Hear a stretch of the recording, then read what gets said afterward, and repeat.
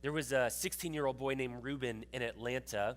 He was an English-speaking boy, 16 years old. He was a soccer player, and he had a terrible soccer accident. I don't know what kind of soccer accident could do this, because I've watched soccer every once in a while, and they kind of do this thing called flopping, but evidently he didn't flop because he ended up in a coma. 16 years old, ended up in a coma. I'm sorry, Andrews, I'm not against soccer, but he ended up in a coma in the hospital. And when Reuben woke up from his coma, to the surprise of his family, himself, and everybody around them, Reuben woke up speaking fluent Spanish. He had known a few Spanish words before. He was English speaking, right? Reuben, urban Atlanta, woke up speaking Spanish fluently. And the doctors had no clue what was going on. They didn't understand what was happening, and he didn't understand what was happening. His Spanish was fluent, but his English, he was struggling to formulate the words to speak. There is actual diagnosis for this called, I'm gonna get this because this is a very, very difficult diagnosis. It's called foreign accent syndrome. I say that jokingly, and it's the real thing, because evidently there are some scientists and doctors, they work really hard at diagnosing something, giving something a name that nobody can pronounce and understand. But with this one, it's real. There's been over 200 documented cases where somebody has gone into a coma and woke up speaking a different language, and the scientists and neurologists can't figure it out. I love a good surprise story, don't you? I bet you had no clue where I was going with that when I started this story, did you?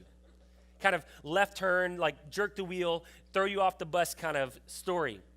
Over time, though, Reuben, as with all the others, they start to lose their language that they evidently learned in their coma, and they start to pick up their native language. There's been over 200 stories, as I say, and you look at that and think, how could something like that happen? This unexpected story, and we're going to look at a story in the Bible today that is what I would say is very unexpected.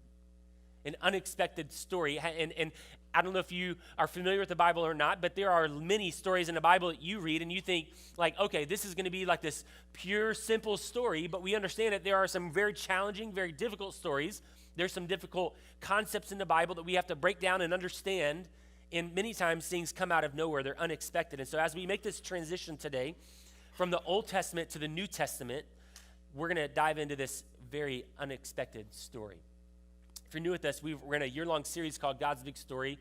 We're walking through from Genesis to Revelation, and you are very. If you're first time with us this morning, we're finally in the New Testament, and so we have been spending months in the Old Testament. That makes it sound like I don't want to be in the Old Testament. That's not what I'm saying. I love the Old Testament because it all points to the New Testament. But we're finally making the transition today from the Old to the New, and so when we left the Old Testament, the Israelites are returning to Jerusalem from captivity, and they start to rebuild the temple.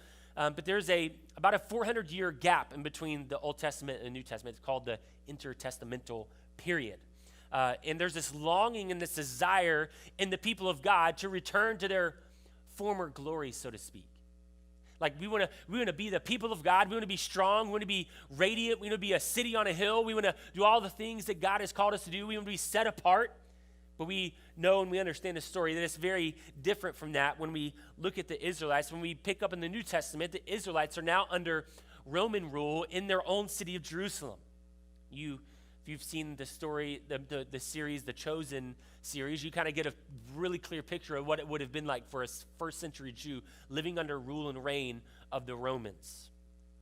And so as they're back in their city, there's this desire for the Messiah, the promised one.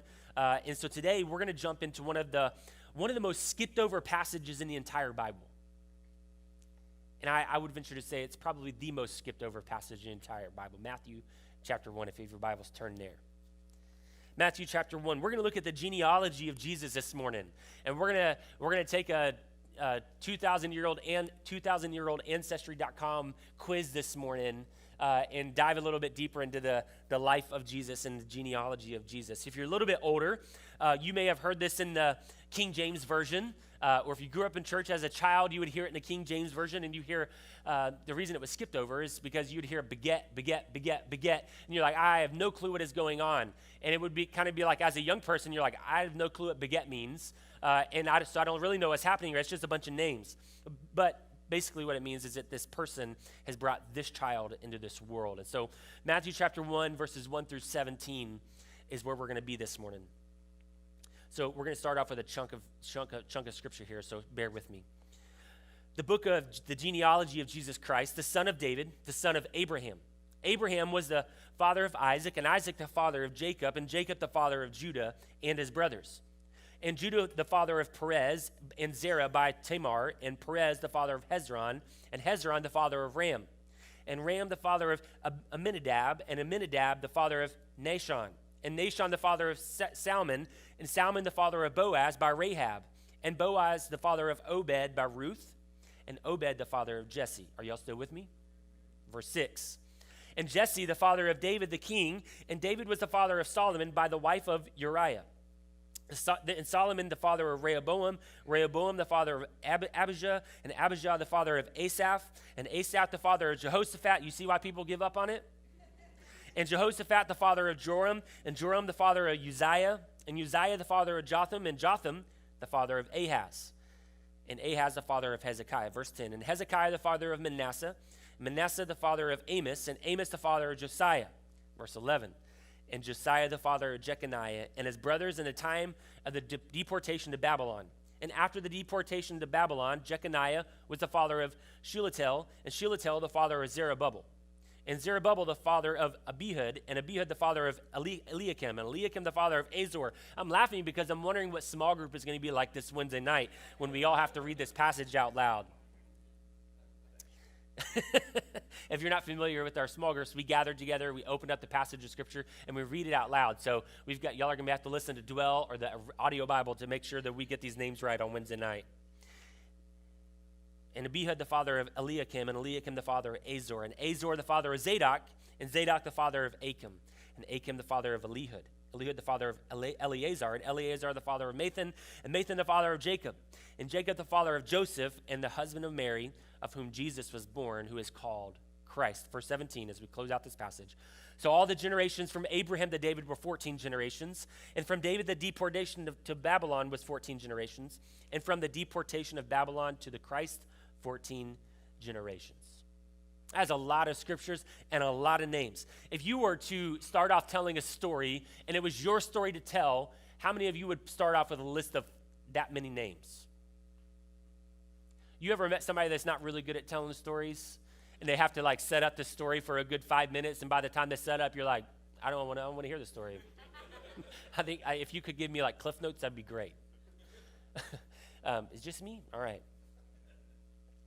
And so this list of names, it's really challenging to look at and kind of dive in, and because there are some names in this list, and in a sense, we almost can read over this and think like, why in the world would Matthew start his story off with this list of names that are hard to pronounce, that we don't have sometimes even a lot of history of? You look at it, it's like, okay, we know a little bit about a few of the people, but what is really going on in this passage?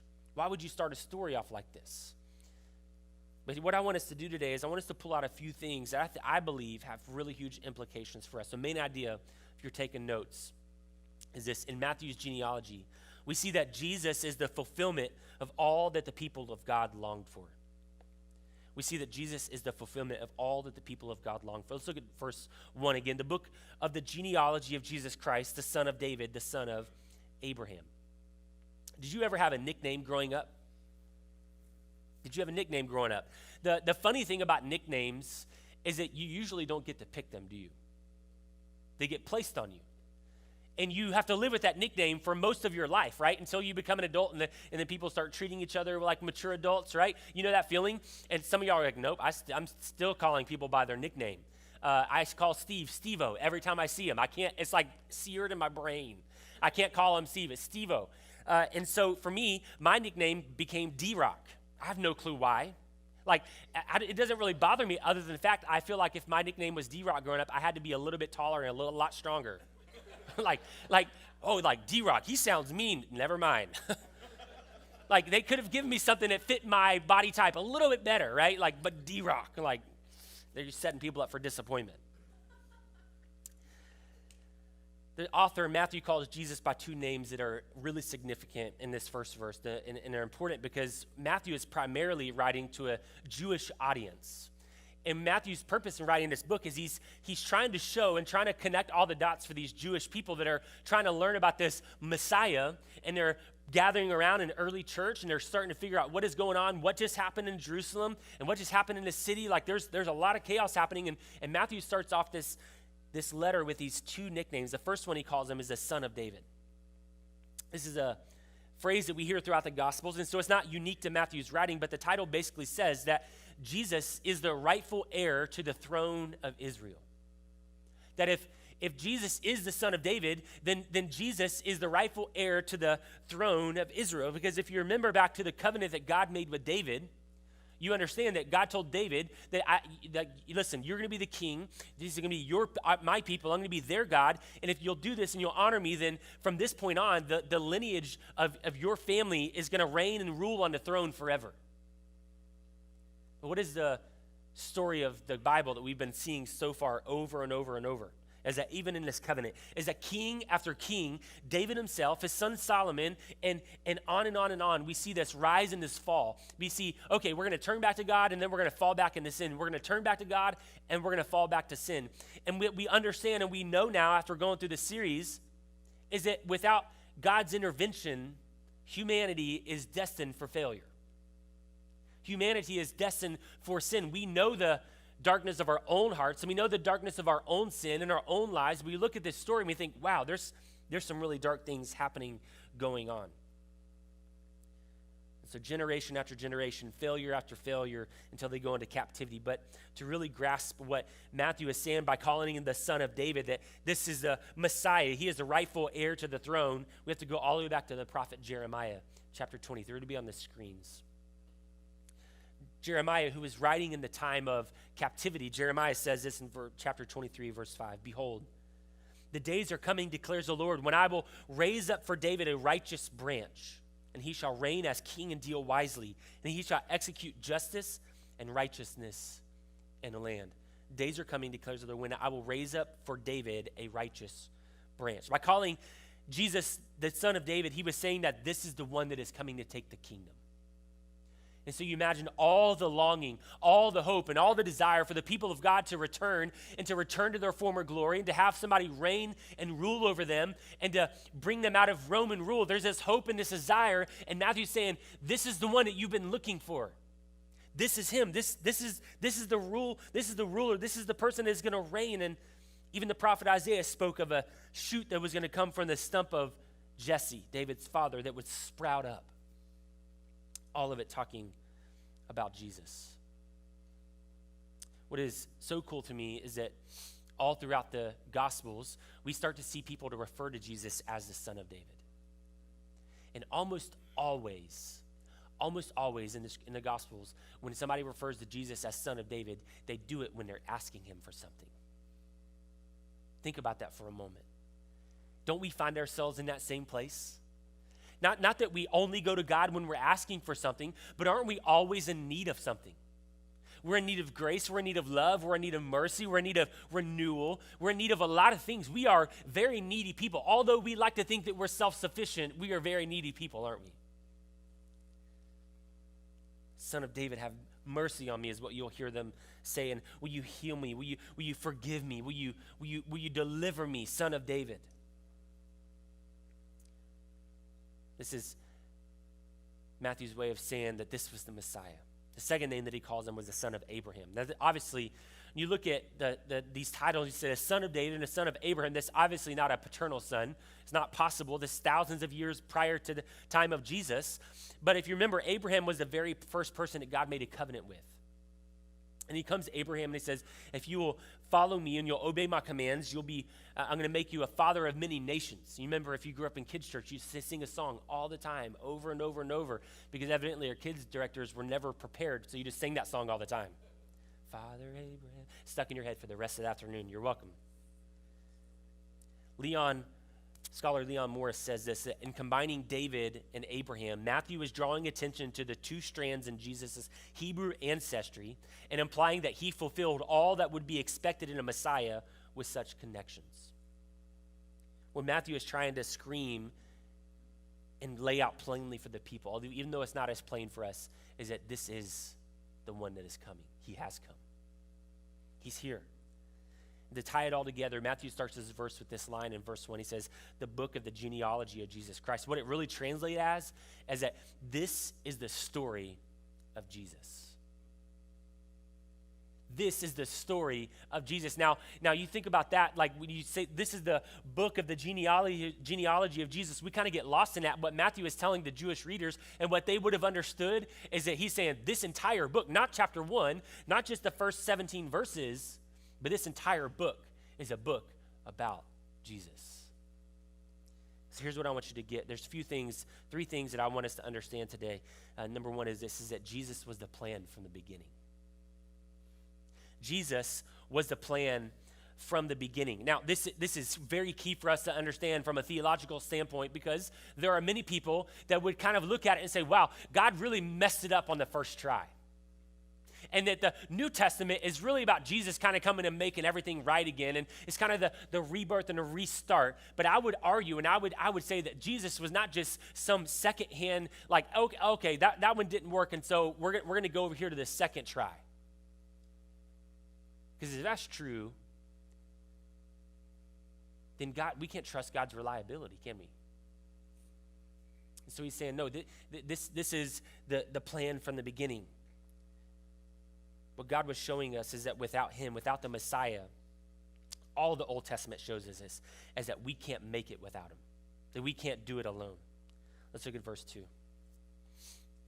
Abraham was the father of Isaac, and Isaac the father of Jacob, and Jacob the father of Judah and his brothers. Now, if you read through the Bible, you will see and you will understand that God is referred to often as Yahweh. He's referred to as the God of Abraham, Isaac, and Jacob. All the time throughout the scriptures, he's referred to in that way.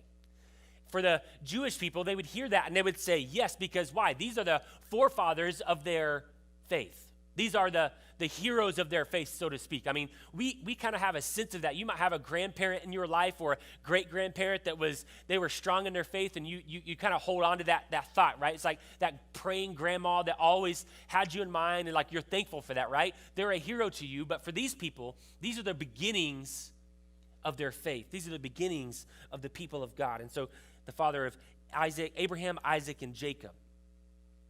This is the beginning of what was going to be the Israelites. And so Matthew is so in a way, he is laying out the credentials of Jesus to the people.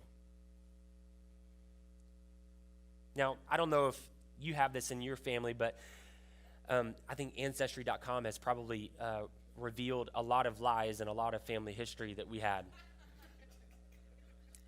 Because for me, it was, I always just assumed, because my family told me that I was related to Sir Francis Drake because that's my last name. And so obviously, it makes sense, right? It's like, yeah, I'm sure you got the same last name. But you know, like in history class, when I was growing up, you just assumed like whatever your parents told you, whatever your family, like the things that they would say is true. And so you'd come into history class. If you don't know who Sir Francis Drake is, he was a naval officer and kind of explorer, like, sailed around the world, like pretty important person in history. And so when that part came to the world history, I'm like, I'm related to him.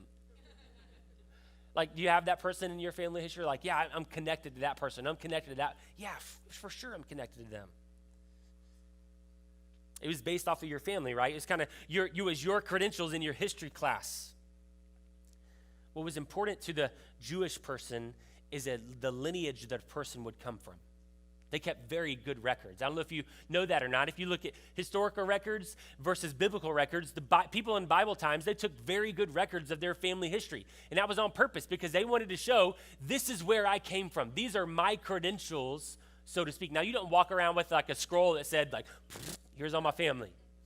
They didn't do that. But they did keep very good records because they wanted to show people, like, this is who I am and where I'm from. And specifically with Jesus, Matthew is trying to shout out that this is the one that we've been waiting for. And all the longing and all the groaning that we've had and all the disappointments that we had because of our own mistakes, this is the one you've been waiting for. He's the one that was over. He's over Father Abraham, and he's over Isaac, and he's over Jacob. He comes from his lineage.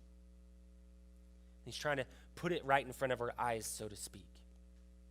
Have you ever gone to look for something that your wife asked you to look for, but you can't seem to find it? Husbands in the room? No? Okay. All right. Yeah. This is very, very typical of men and husbands specifically. Lindsay can ask me, can you please grab the ketchup? And I'm like, nope, there's no ketchup. I blame it on the HEB people. They didn't put it in order that we picked up. It's their fault. And what does she do? She walks right up and she's like, there it is. It's right in front of you, but you can't see it, right? Here's the way that I heard it said, that Jesus cuts through the Old Testament like the Grand Canyon.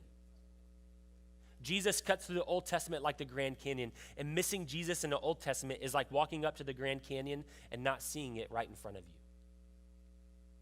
So we look at all the names that Matthew is drawing out. What he's drawing out is that all throughout this story, they see this weaving, this pushing, this desire, this driving towards this person named Jesus, this Messiah. And many times as we read through the Old Testament, we miss out on what he's trying to shout out to us. The second thing that I want you to know this morning is this, is that Jesus is involved in the messiness of life. Jesus is involved in the messiness of life, because in the middle of all these names in this passage is something that I want to point up. He brings out a few women that I think are important for us to draw out some of their stories, okay? Now, let's look at verse 3. We're going to kind of jump around and kind of ping pong on some verses. And it says, and Judah, the father of Perez, and Zerah by Tamar. That name Tamar, Tamar is a story that you don't tell at your Thanksgiving dinner table. I'm serious. It's like, anyone have crazy family stories? Like stories that you're like, I just hope nobody asks about this part of my family. I just hope that nobody says anything or speak. Like we all have like a crazy aunt, a crazy uncle that, it's like, it's kind of normal to you, but when people come around, you're like, maybe they're not as normal as I thought they were. Crazy family stories. I just want to tell you, this one beats it. Tamar was a daughter-in-law of Judah. Now, I'm not sure if you caught this or not, but it says that Judah bore 2 sons by Tamar. To be fair, Tamar, her husband had passed away. And so what was supposed to happen is that Judah was supposed to take care of Tamar and let one of his other sons marry Tamar. Tamar, I keep saying that name wrong. He was supposed to take care of her and provide for her, supposed to stay in the family, but he didn't. So Tamar, what she did is she disguised herself as a prostitute. And she went in and she laid with her husband, or with her father-in-law, and she became pregnant with twins. What makes it messy is that when you think about, when we're talking about the lineage of the Messiah, surely somebody like this would not be in the lineage and the family strain of Jesus, the Messiah. Here we have this lady that not only lied, but now she's laid with her father-in-law, which is an act that should have never happened. And now we see this lady pop up in the family line of history of Jesus. Now, like a good infomercial, you think, surely that's it. Nope, there's more. Second name is Rahab, verse 5. And Salmon was the father of Boaz by Rahab. Now, Rahab, who we see in the book of Joshua, we just sang about the book of Joshua, right? I've seen you move the mountains, like you're circling around the walls have come down.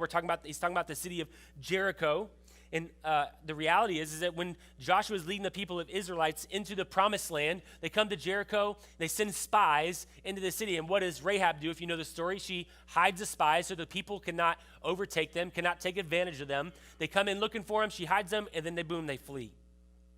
So she did some great service for the Israelites, but the reality is she's a prostitute as well. Actually, she's titled by a prostitute. If you look up the story of Rahab, it says Rahab the harlot or Rahab the prostitute. How would you like to have your name in the Bible, but your sin listed with it? Like Derek the angry person. Where does that come? How do you get that stuck in your title of the Bible? But the point is that Rahab, again, is in the lineage of Jesus. Verse 6, third one. And Jesse, the father of David the king, and David was the father of Solomon by the wife of Uriah. So she's not even named in here, but we know the story of Bathsheba, don't we? The wife of Uriah. David has an affair with Bathsheba. Bathsheba, we don't know the story. We don't know exactly what happened in that sense, but she still had an affair on her husband with David. And so far, we're 3 for 3 on some pretty rough characters in the lineage of Jesus. And the fourth one mentioned, there's 5 mentioned, but the fourth one mentioned is the mother of Jesus, Mary. Yes, it was by the Holy Spirit, but to a first century Jew, Mary was just an unwed, pregnant person out of wedlock. We're looking at it from a 2,000-year view, looking back, standing back, but when they look and see Mary, they're thinking like, you're pregnant out of wedlock. That's like you're living in sin. Your life is a sin right now. And so when you look at this lineage of Jesus, this genealogy of his life, there's some really dark characters. And I think the point of it is that what was really important to the people of Israel, yes, the lineage, but what was really important is the purity of their lineage. The purity of their lineage and their genealogy was what mattered to them almost the most.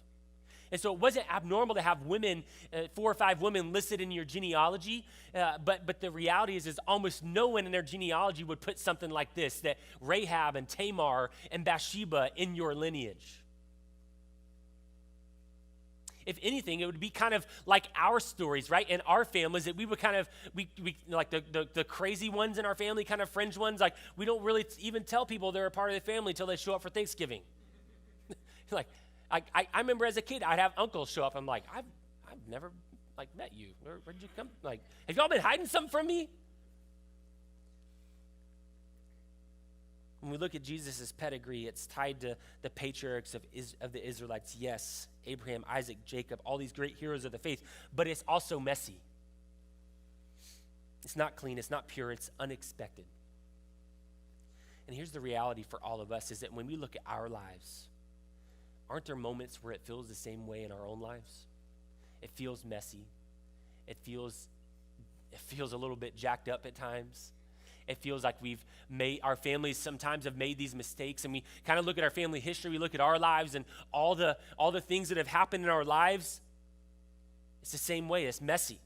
But I think the reality for all of us is that if we would take the pretense and the pretending down, and we would stop trying to project this false sense of holiness that we do in the church world, right?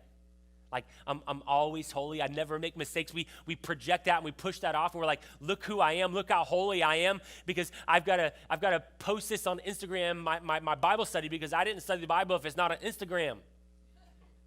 Right? We live in this world where it's all about what we are portraying and what we are projecting. That's not like you can't not post on Instagram. You can do that. Go for it.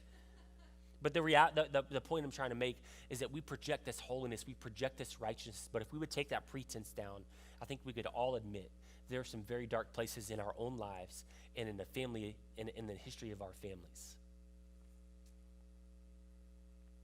But here's the good news. As with everything else, we serve a God who is able to sympathize with us, who is able to see all of our mistakes, all of our struggles, all of our disagreements, all of our messiness, and yet he still loves us unconditionally. And I want to make sure to point out something here, is that this is not a message just about a bunch of bad women. I'm not trying to make it sound misogynistic, that I'm like, hey, all these women are bad and all the men in Jesus' life are great. Like, that is not the point. We see even the son of David, we see David was a man of great failure. My point in showing us is that we serve a God who is not unable to look at our situation and say, I get it. I understand it. There's a darkness to this lineage and this genealogy of Jesus, that there's people of great failure. There's people of great faith, but there's also people of great failure. The point is that these women play a huge and unexpected role in the genealogy of Jesus. And we look at the messiness of our lives, and you look at your family, and you look at your past, you can take comfort in the fact that in all of the wreckage, that God is in the business of redeeming all of it. You look at your life and you think, like some people would look at it and say, there's like my life and my family is beyond repair. And I would tell you that is a lie from the enemy. Because then you look at your life and you see all this mistake, you see all this carnage and all the messiness that we get when we go through life. We pay attention to that, and we look at the life of Jesus, and we look at his lineage and his genealogy, and it screams out to us that if Jesus can come from a messy lineage and a messy genealogy, he can redeem our family as well. The third thing that I want you to walk away with today is that the Gentiles were not an afterthought. the Gentiles were not an afterthought. A couple of quick things. Is it two women? One of them we already talked about. Ruth is the fifth one that I didn't mention earlier. So Ruth, if we talked about this story not very long ago, she's daughter-in-law to Naomi. Naomi's husband, Naomi's husband dies. Ruth's husband dies. And here are these two widows kind of traveling in a foreign land, in the land of Moab. And Naomi says, I'm going to go back to my people in Israel. I'm going to go back to them. I'm going to go be with my people. And what does Ruth do? She clings to Naomi, right? She's like, I'm going back with you. I have nothing here. And she goes back and she marries Boaz. And she inserts herself into the lineage of Jesus. Then we see the story of Rahab, the prostitute that we talked about. What do these two people have in common? Both of them are Gentiles. Both of them are not of the people of God, which is really good news for us. Now, if you have your Bibles, I want you to turn to Romans chapter 11 this morning. Romans chapter 11.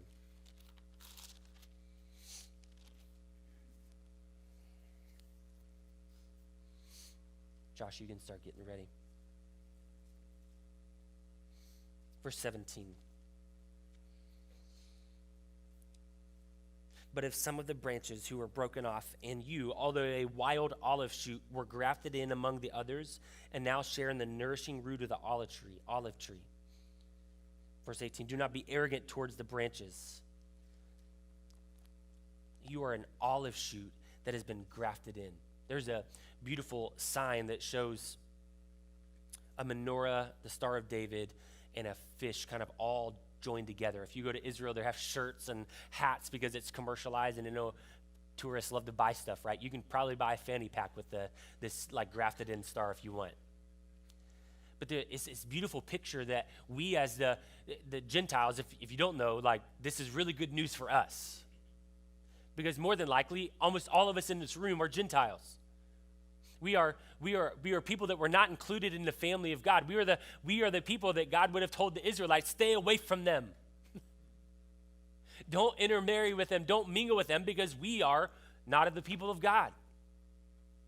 But God in his sovereignty, what does he do? He takes this wild olive branch, is what Paul says, and he grafts us into the family of God. And so when we look at the story of the Bible, as we're making this transition to the New Testament, it's really key for us to understand that the Gentiles, you and I, New Testament believers, New Covenant believers, we're not just some late add-on as we sometimes think about Jesus. We see in the lineage of Jesus, in a culture and a time where the Israelites would really focus on the purity of their genealogy, we see, not only do we see bad people and bad mistakes, but we also see Gentiles all mixed in between there. And that's really good news for us. And what does that do for us? Is that just screams that the gospel is not just for a select group of people. The gospel is not just it's for a select group of people in our world. And I think this is so important for us to understand in the climate, in the day that we live, where it seems like everything is trying to divide us and separate us. Do y'all feel that? Like in our culture right now, it's like you're either on this side or you're on this side, and you better take a side or you're going to whatever. You know, it's like this weird feeling that we have right now in our culture. A lot of it politically, if we could just talk about the elephant in the room, that we have to take sides and we have to shout, but I want to tell you that the gospel is not just for one side or the other of the political spectrum. The gospel is for all. I want to make that so clear and so prevalent in our culture. If we could scream this out, and I'm not saying that we don't have divisive issues in our world, but maybe I'm just naive enough to remember that there was a time that we could disagree with people on certain issues, but we could still serve the same God. And I'm not trying to tell you what those issues are.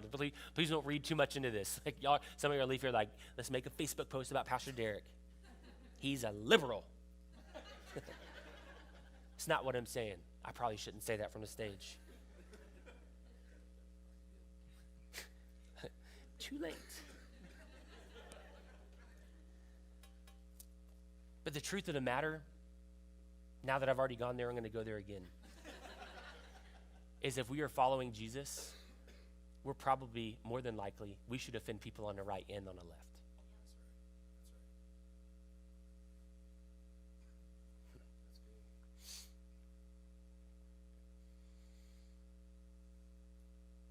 here's the beauty of this message. No matter what your past is, no matter what your sin, your failure, your history of your family, the mess ups that you have, no matter what background you come from, what color you are, what race you are, what country you are from, here's the beauty of it. There's room at the table.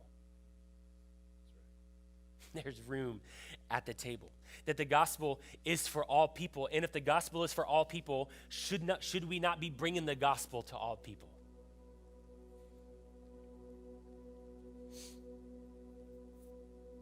I want to end by looking back at Matthew chapter 1, verse 17.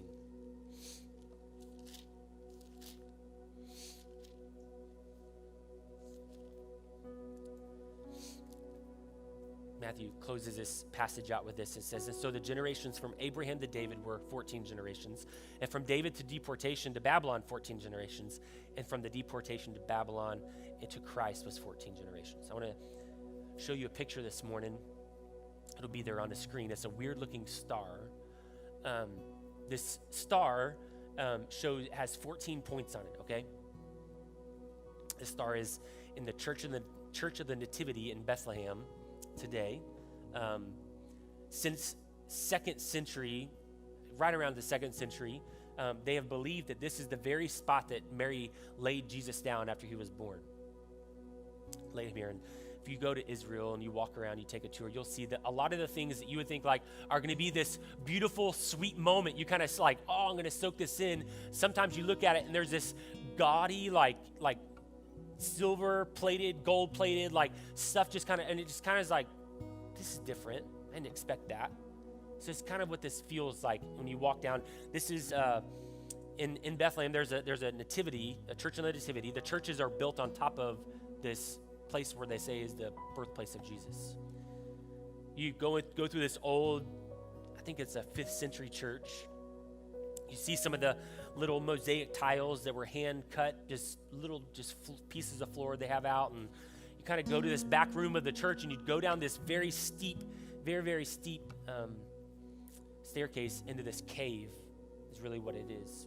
I mean, it's a really neat experience, and you go and you walk over to this, and you see this star, and you start to count them, and you're thinking like, okay, what's going on here? So what Matthew is trying to do, and he really, Matthew cuts out a lot of people out of the genealogy of Jesus to make this point, is that it's 14 generations from Abraham to David, 14 from David to Babylon, and then 14 from Babylon to Jesus.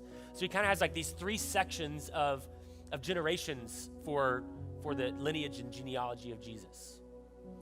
Now, there is a world and a place that you can kind of get into crazy town if you get too much into numerology, and you can kind of make the Bible say what you want it to, and so you have to be careful. And so I'm trying not to get into that, but I do want to at least point this out because it's just so beautiful to me. Numbers usually hold a lot more significance to biblical times than it does to ours. The number 7 obviously is we would say is the perfect number. It's the number of completion is what it calls it in the Bible. It's God created the world in 7 days, and so 7 has this very significant number in the life of history of Israel. I mean, you think about it, every 7 years they would take this Sabbath year. They would give the land a Sabbath. They would we're not going to farm on it. We're going to kind of let it grow, let the land recover, get nutrients in the soil. Like 7 holds a lot of value in the biblical times. And Matthew comes in and he says, 14 generations, 3 different times from Abraham to Jesus.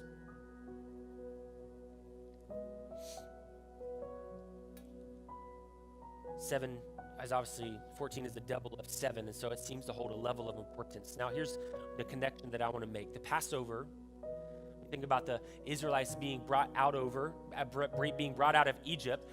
The Passover, when they would celebrate the Passover, was on the 14th day of the month of Nisan. And you know what the day that Jesus was crucified and died on the cross was, right? It's the 14th day of Nisan. So when you look at this story that Matthew is saying, like, listen, 14 generations from Abraham to David, 14 from David to Babylon, 14 from Babylon to the time of Jesus. And what he is trying to show us and shout out at us is that all of this, all of what we read in this Old Testament, it's all pointing to Jesus. This is not our story. This is not our lives that we're reading about in the Old Testament, what Matthew is saying. And no, this is God's story about his son named Jesus. And there's this beautiful picture that he's not just some afterthought. He's the beginning, he's the middle, and he's the end. And he's bringing it to completion. So here's the last thing I want you to understand, is that Jesus should still be the longing for God's people. As the Israelites were longing and desiring for this Messiah to come and to rescue them and to save them, although that they were looking many times in the places they thought that he would come, but he came in a way that they didn't think that he would come. It's this unexpected value that we hear in the story of Jesus. Jesus should still be the longing for his people. As a generation after generation, the people would look for and pray and seek out, generation after generation, not seeing any movement, not seeing any traction. Just think about the 400 years of quietness where the Lord's voice was quiet for 400 years between the testaments. But they never stopped believing, did they?